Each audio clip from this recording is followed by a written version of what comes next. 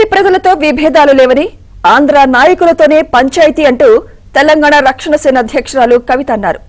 ఎక్కడ పడితే అక్కడ ఆంధ్ర వాళ్ల విగ్రహాలు పెడుతున్నారని, అధికారంలోకి వచ్చాక ఆ విగ్రహాలను కూలుస్తామన్నారు. నాడు ఉద్యమంలో ఉన్నప్పుడు మీ అందరికీ తెలుసు, ఆంధ్ర తెలంగాణ ఒకటే రాష్ట్రంగా కలిసి ఉన్నప్పుడు మనం ఎప్పుడు విమర్శ చేసినా, మన ప్రాంతానికి అన్యాయం జరిగిందని ఎప్పుడు చెప్పినా ఆంధ్ర ప్రజలు ఏమనేది కాదు. ఎందుకంటే ప్రజలకు మధ్యలో ఎప్పుడు పంతాలు ఉండవు, పట్టింపులు ఉండవు, కొట్లాటలు ఉండవు. ఉల్టా ప్రజల మధ్యలో చుట్టరికాలు ఉంటాయి, అనుబంధాలు ఉంటాయి, రాకపోకలు ఉంటాయి, వ్యాపార వాణిజ్య సంబంధాలు ఉంటాయి.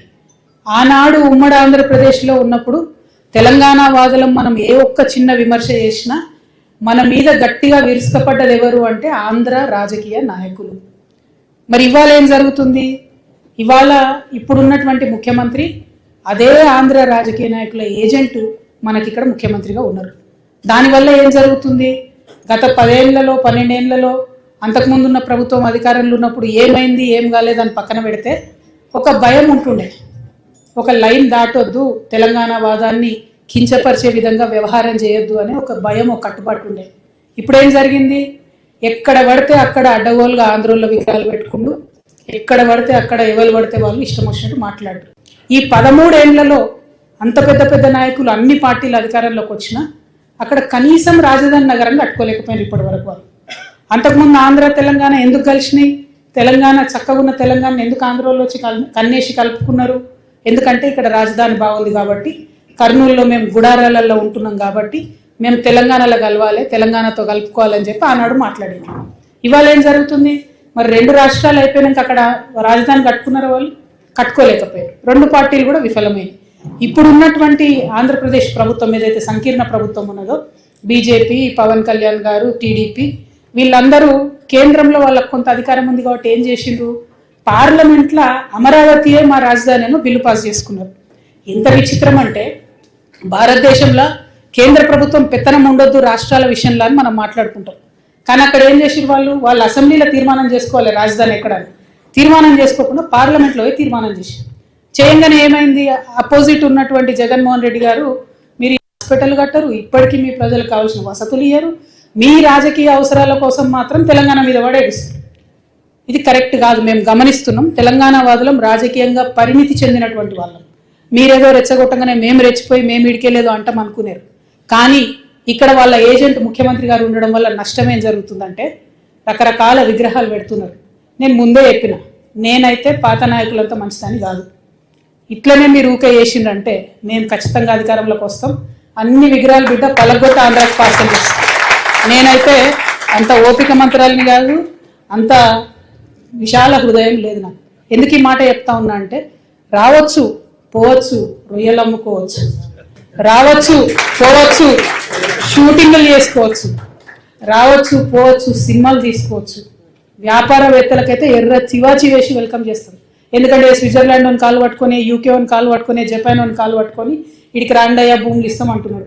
ఆంధ్రాలో శ్రీ సిటీ అని కట్టిండు ఆయన, ఎవరో రెడ్డి, శేఖర్ రెడ్డి ఎవరు, ఆయన కూడా వెల్కమ్ చెప్తాం మనం. ఎందుకంటే నేను ఒక పేరు ఎందుకు చెప్తున్నా అంటే, సక్సెస్ఫుల్ మోడల్. అక్కడ 30 దేశాల నుంచి వచ్చి కంపెనీలు పెట్టుకోరు ఆయన సిటీలో. ఇక్కడికి వచ్చిండు అనుకోండి, మన దగ్గర 60 దేశాలలో వచ్చి కంపెనీ పెడతారు. మాకు ప్రాబ్లం వాళ్ళతోని కాదు, ప్రాబ్లం అల్లా మీళ్ళు వచ్చి మళ్ళా ఆంధ్ర రాజకీయ నాయకులు వచ్చి సెక్రటేరియట్లో గంట తిప్పుతామంటేనే మాకు ప్రాబ్లం. అది రానీయం. ఇక పవన్ కళ్యాణ్ గారు, ఆయన మీద ప్రొఫెసర్ నాగేశ్వరరావు గారు ఒక మాట మాట్లాడారు. అట్లనే నిన్న మన పాశం యాదగిరి అన్న ఒక మాట మాట్లాడారు.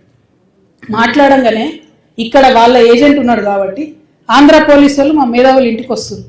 ఇట్లా చేస్తే మాత్రం ఊరుకోం, క్వశ్చనే లేదు. మాకు అన్ని రైట్స్ ఉన్నాయి, మేము అనుకున్నది మేము ఖచ్చితంగా చెప్తాం. రాజకీయంగా దమ్ముంటే దాన్ని ఎదుర్కోండి. మీ కాడ రాజధాని కట్టుకున్నాడు రాదు శాత కాదు, కానీ ఇడికి వచ్చాక తెలంగాణ నవనిర్మాణం చేస్తారట. మా పని మేము చేసుకుంటాం, మా నిర్మాణం మేము చేసుకుంటాం, మా కథలు మేము పడతాం. రాష్ట్రం విడిపోయింది, ప్రజలు విడిపోలే. మీరు ప్రజల మధ్యలో చిచ్చు పెట్టకండి. చిచ్చు పెడితే మాట్లాడేటోళ్ళు లేరు, ఊరుకుంటోళ్ళు లేరు అనుకుంటారేమో. ఇగో ఈ జెండా రాకముందు లెక్క వేరే, ఇప్పుడు లెక్క వేరే. టీఆర్ఎస్ 2.0 ఇక్కడ, టీఆర్ఎస్ 2.0 ఇక్కడ పెట్టుకుంటే మాత్రం మంచిగా ఉండదు. ఇది వరకు ఒకసారి పెట్టుకున్నారు, రాష్ట్రం వచ్చింది, ఈసారి మూతి పనులు రాలిపడతాయి. కాబట్టి మీరు మా ప్రజల్ని తక్కువ చేసి మాట్లాడడం, మా మేధావుల మీద చేయాలనుకోవడం, లేనిపోని సాంస్కృతిక పెత్తనం మా మీద రుద్దాలనుకోవడం, మీకు అక్కడ రాజధాని కట్టుకోవడం చేతగాక మీ పొలిటికల్ పంచాయతీలను తీసుకొచ్చి మా మీద రుద్దడం. ముందు మీ రాజధాని కట్టుకోండి, మా జిహెచ్ఎంసీ ఎన్నికలలో పోటీ చేసే విషయం మీరు మళ్ళీ ఆలోచిద్దాం. మా జిహెచ్ఎంసీలో ఇక్కడ సెటిల్ అయ్యి ఇక్కడ ఉన్నటువంటి ఆంధ్ర బిడ్డలు మా వాళ్ళు. గత 12 ఏళ్ళుగా వాళ్ళని మేము కడుపులో పెట్టుకొని కాపాడుకున్నాం. ఇంకా ఎన్ని ఏళ్ళైనా అట్లనే కాపాడుకుంటాం. తెలంగాణ వాళ్ళం ఎవరిని ఇబ్బంది పెట్టేటోళ్ళం కాదు. చుట్టపు చూపుగా వచ్చినా ఇంటికి వచ్చినా వాళ్ళని ఉన్నాం, వాళ్ళు మన దగ్గరే ఉన్నారు, మన దగ్గరే సెటిల్ అయింది, వాళ్ళతో ఇబ్బంది లేదు. రాజకీయంగా పెత్తనం చేస్తాం, సెక్రటేరియట్లో ఏలు పెడతాం, మీ విధానాలలో ఏలు పెడతాం, మీ నీళ్లు దోసుకుంటాం అంటే మాత్రం ఊరుకునేది ఉండదు. ఖచ్చితంగా చెప్తా ఉన్నాం. ఇవాళ మా ఉద్యమ ఆకాంక్షలో పరిరక్షణలో భాగంగా మొట్టమొదటిది మా అస్తిత్వాన్ని పరిరక్షించుకోవడం. ఆ అస్తిత్వాన్ని పరిరక్షించుకోవడంలో మీరు ఆంధ్ర వాళ్ళైనా సరే, ఇక్కడ ఆంధ్ర ఏజెంట్గా ఉన్న తెలంగాణ